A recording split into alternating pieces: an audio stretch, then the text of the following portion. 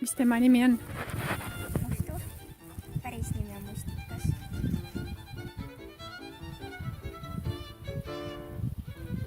Ja kust sa ta said?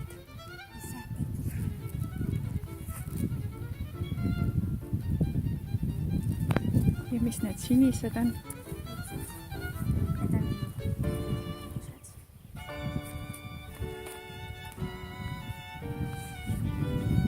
Kes siia tuli?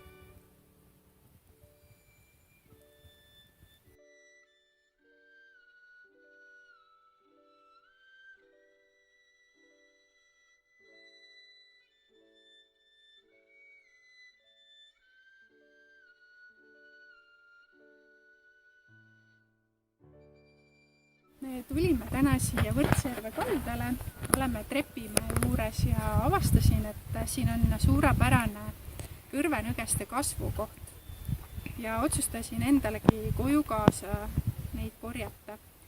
Et kõrvenõges on suurepärane ravimtaim sellepärast just, et temas on väga palju rauda ja öeldakse, et kõrvenõgese valk on ka lihavalgule kõige ligilähedasem.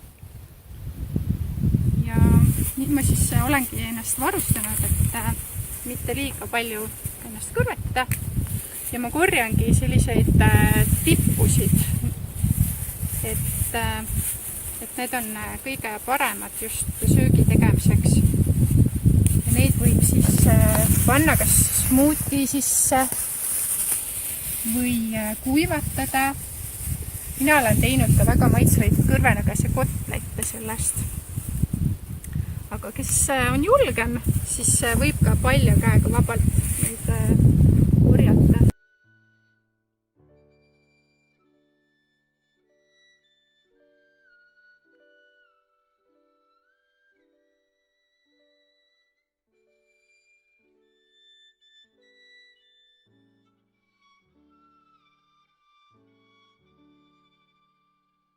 Ja kindlasti pidage seda silmas, et kõrvenõgeseid tuleb korjata ennem jaanipäeva, siis on nad kõige värskemad ja ei ole veel ära puitunud.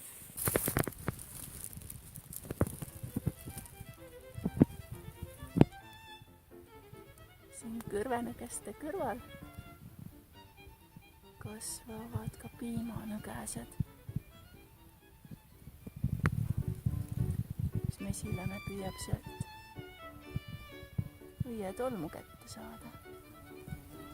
Ja kui need suvel lahti lähevad, tulevad sellised valged õied, siis need on väga head magusad söögiks. Lihtsalt mööda minnes suhu pista, aga ka salati sisse panna. Piimanõgesed ei kõrveta. Neid võib julgelt puudutada. Aga kõrvenõgeste osas minu ema on kasutanud nõgeseid ka aiapidamises väetisena. Ta paneb need, korjab ühe tünni sisse, paneb vee peale ja siis laseb kasvuhoones seista. Ta hakkab koledasti haisema, aga ta on tomatitele ja teistele taimedele väga heaks väetiseks.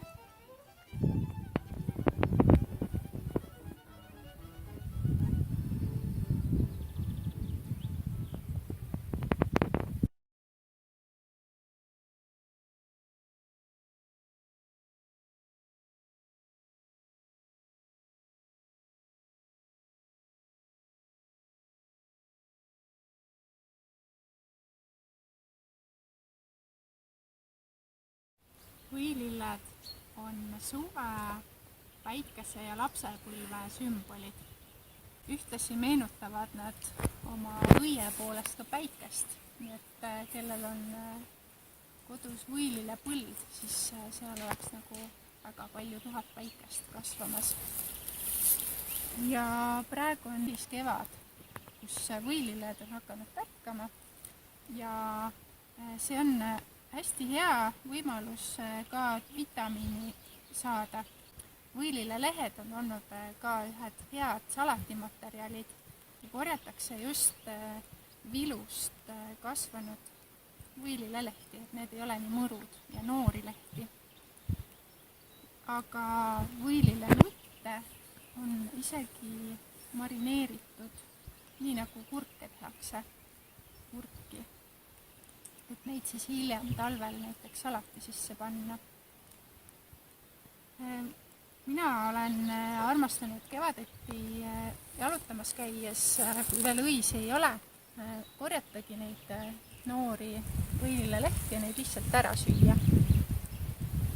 Et nad on pisut mõrke maitsega, aga nad on väga hea kevadine vitamiin. Ja ühtlasi on võilillel hea omadus, et puhastab verd ja maksa.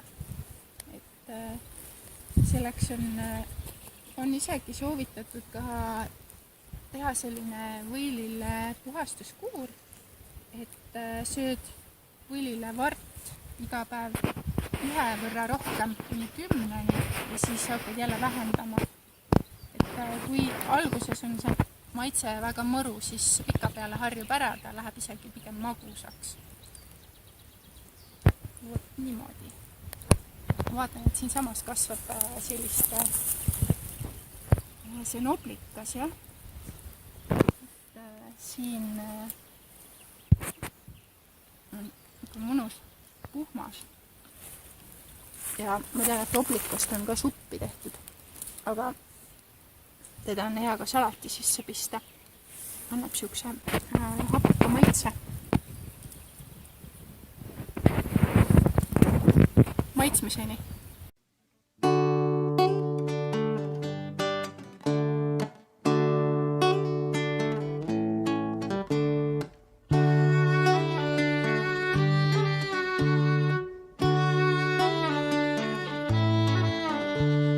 Kullake maa, ema, kullake maa, kullake maa, ema, mullake maa. Kullake maa, ema, kullake maa,